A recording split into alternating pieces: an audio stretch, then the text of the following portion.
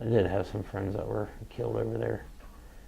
And I was a combat medic over there also. And I had to work on a lot of people.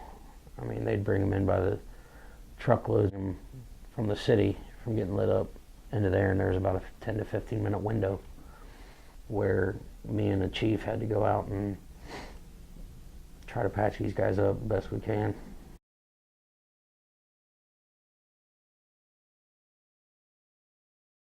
Yeah, I got hit by a suicide vehicle from about 30 yards. It killed 2 Marines and wounded a couple others.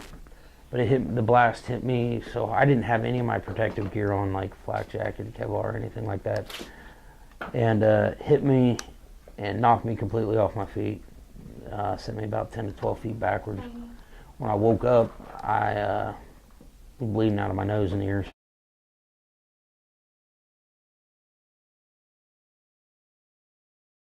Two options I had was either laugh about it and go on with my life, or be down and depressed and negative about everything. And so I just chose the better of the two.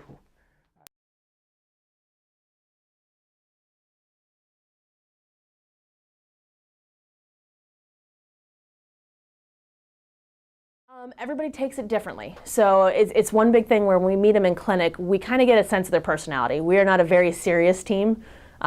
We can be if we need to. If a patient is very upset about it, we know exactly what to do and what to say. We've got a clinical psychologist that can come in and talk to them. But we usually have a pretty good idea of their personality before they come in. We've seen them in other settings before.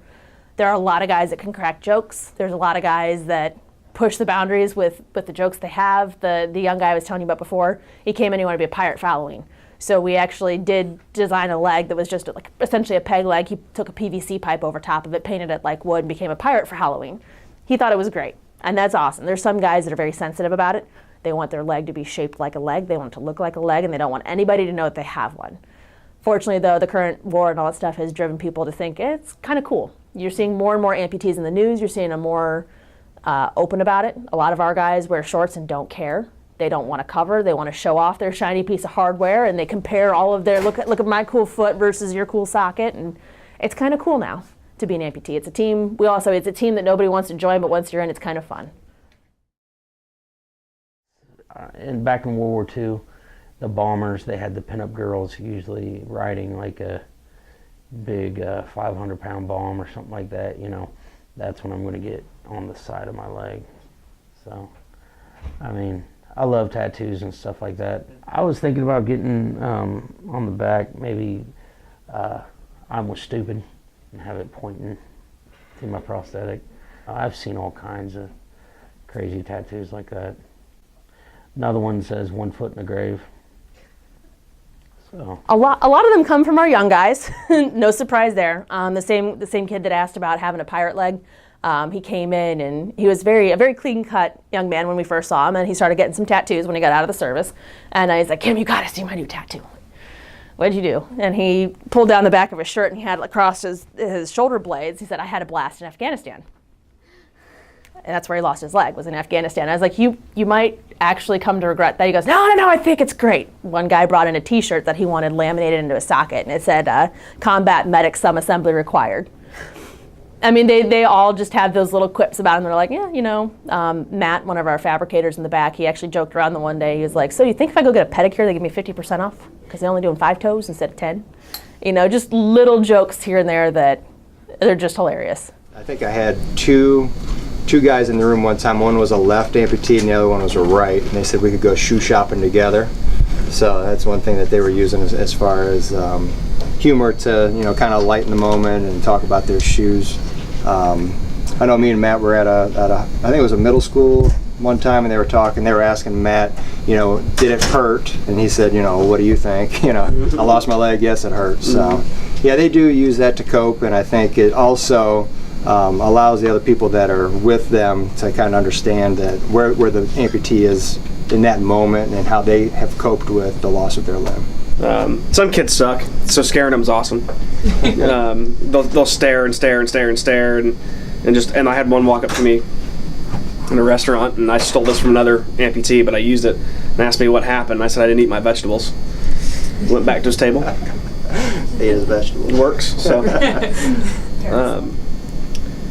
I was in like a convenience store one time in the summer, and I was wearing shorts, and this little guy, I noticed this little kid was just kind of following me around, staring at me, and he, lo and behold, we got up in line, and he was trying his best to be quiet, but him and his mom were behind me, and you could just hear him going, "Mom, look," and she goes, I know, shh. And he just goes, "That's awesome," and I just turned around and high-fived him. So, and she was like, "I'm sorry." I'm like, "I'm not," and whatever, you know.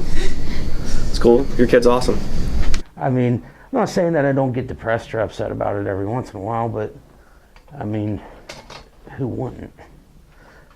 I mean, like I said, I'm a 31-year-old dad with 6 kids, and used to be an extremely active dad with my kids.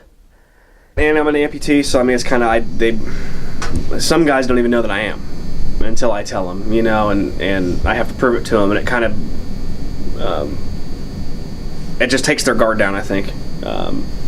From, you know, telling these guys that, you know, they don't know what it's like, and I can sit there and tell them, yeah, I do, and they go, yeah, you do. And, you know, so you can basically, yes, we are working for you, I promise, because, you know, I wear stuff from here, so it's not like you're getting anything different than I am. You can do it too. If it was just me, I would have done already, just been like, hell with it, put me in a nursing home or something like that, you know. Just be alone, be away from everyone. That's just kind of my way of dealing with stuff. But, you know, I have a wife and kids. Pretty much did it for them.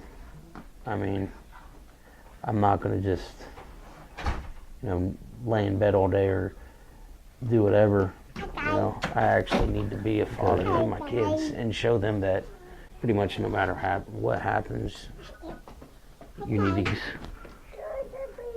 yeah, that's my boo-boo. You need to keep on trucking pretty much. So, all right, come here. Get your blankie. Sit with Daddy. Come here, you go. Come here. Thumb in the mouth. Yep. Ready for a nap. Yep. You guys ready? Let's go. Are we taking the leg with us, or are they gonna fix it? They were Okay. just showing them. All right. All right. Bye. You guys have a good day. Yeah.